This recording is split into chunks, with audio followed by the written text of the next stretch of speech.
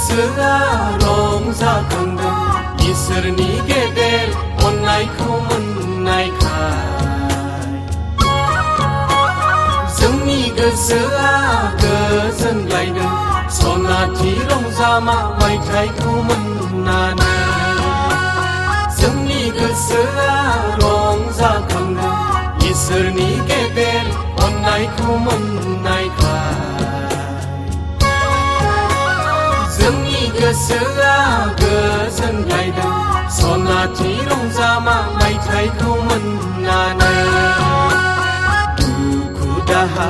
निदान खैफोदनिफ्राय दैदेननानै लाबोबाय जोंखौलाय गांनाय उखैनाय बेराम आजारनिफ्राय बासायनानै लाबोबाय इसोरा दुखु दाहा निदान खैफोदनिफ्राय दैदेननानै लाबोबाय जोंखौलाय गांनाय उखैनाय बेराम आजारनिफ्राय बासायनानै लाबोबाय इसोरा जोंनि गोसोआ रंजाखांदों इसोरनि गेदेर अननायखौ मोननायखाय जोंनि गोसोआ गोजोनलायदों सनाथि रंजामा मायथाइखौ मोननानै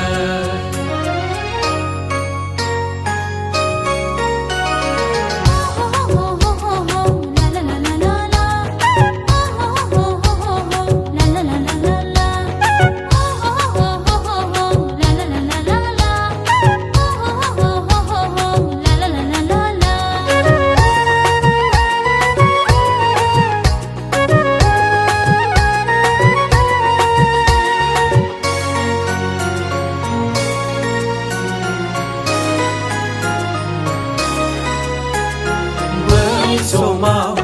जोंनि गामिया बै समाव जोंनि गामिया मोसा मुफुर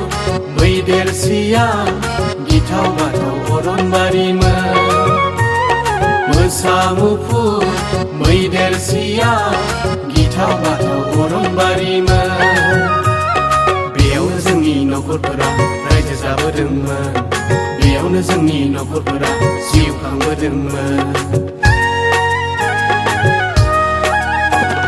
सैनांब्लाबो गाबनांब्लाबो गोबां रोखोमनि खस्थ' मोनब्लाबो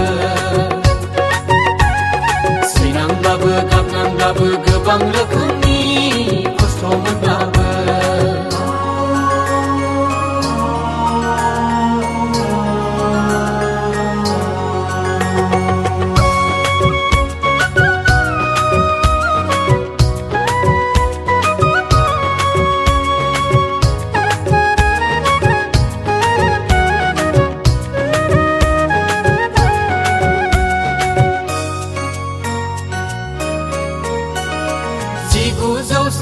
थांनाय थाया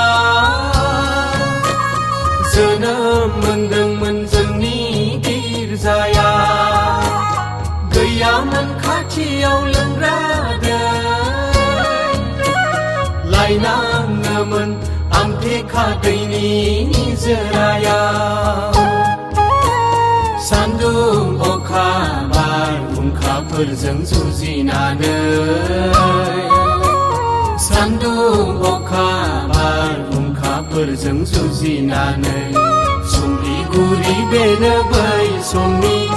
बेनो जोंनि दानि सिमलगुरि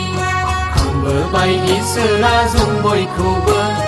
2023 मायथाइसिम सुम्लिगुरि बेनो बै समनि बेनो जोंनि दानि सिमलगुरि खांबोबाय इसोरा जों बयखौबो 2023 मायथाइसिम हैला हुइला मोसाना बागुरुम्बा मोसाना हैला हुइला मोसाना बागुरुम्बा मोसाना जिसु नोंखौ जों बाख्नायो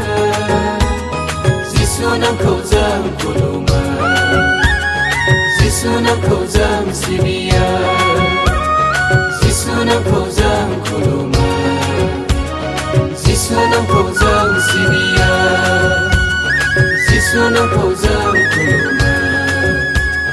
जिसु नोंखौ